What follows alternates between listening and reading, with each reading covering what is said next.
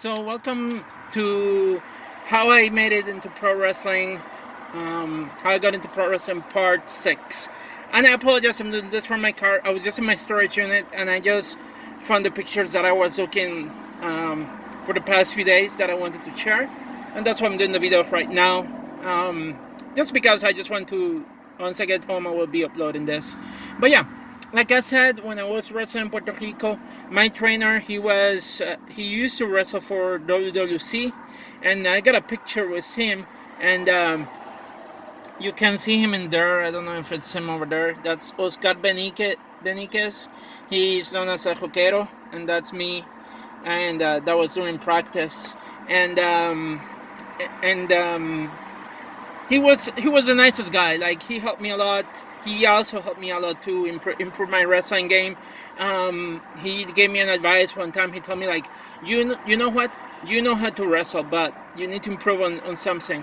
Don't wrestle, watch me. And I saw what he was doing. He was pretty much like not wrestling. He was just like insulting the crowd, and then he will get in the ring and he will trip himself in the middle rope into the ring and take a bump, and the crowd will be like laughing and he will get mad and all that kind of stuff. He knew how to work the crowd, and that was something that I learned in that aspect, because the wrestling style in Puerto Rico was more focused towards like punch kick. It was more brawling.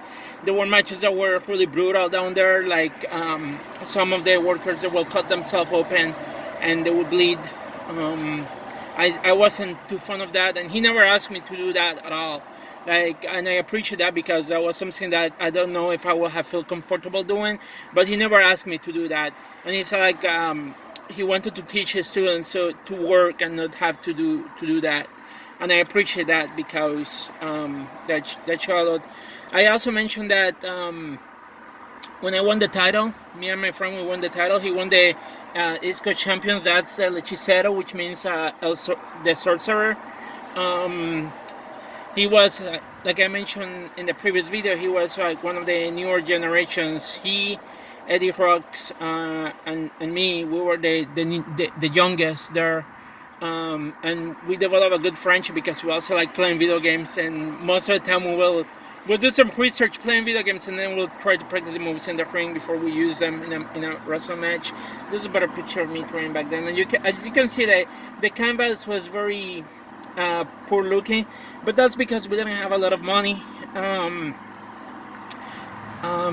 the ring, like I said, they use plywood, which make the bumping being really, it make a very stiff ring. Like, it didn't have too much give, like compared to rings that I have worked here in mainland United States. The rings here are a little bit softer to an extent. And like I said, my first gimmick, there's a better picture of it. Like, that's me. And this was in the dressing room, which was in the basement of the house that my trainer lived, because we did the show in an empty lot near his house, and that's where we will do the shows. And they were open to the public. He will not charge. Sometimes he will have some food going on, but he will not charge anybody to come and see the show, And it was quite interesting, because we'll start doing the show, and then we'll get a lot of people like stopping by, and it will get quite rowdy. Like, I remember, like, when I would get in the ring, I had to be careful, because people would throw things at you. They would throw ice and all that kind of stuff. It happens like that in Puerto Rico. Sometimes we'll work shows in front of local businesses, like what they call the lechoneras and the kind of stuff. Yeah, we did shows for them, but we also work in the area too. We did shows for some areas, and and this was when I won the championship after defeating my opponent. We did shows in basketball courts and the kind of stuff. Sometimes we did shows to raise funding for somebody that was experiencing an illness. Sometimes we did show for to help others. I didn't make a lot of money working for him, but I learned a lot, and I also learned the business, the humble side of the business. That's my trainer. He was quite humble, and he just helped me a lot, and that's why I stayed with him until 2000. In 2000, I had to take a break because that's when I ended up breaking my ankle. I had to have surgery to fix my ankle, and that pretty much meant that my year of wrestling came to a sudden stop, and that was in March 2000. That was about 20 years ago when I experienced the injury, and then I had to get surgery. I was with a cast for 6 weeks. I couldn't walk. I realized that the world isn't made for people with disabilities, which is unfortunate.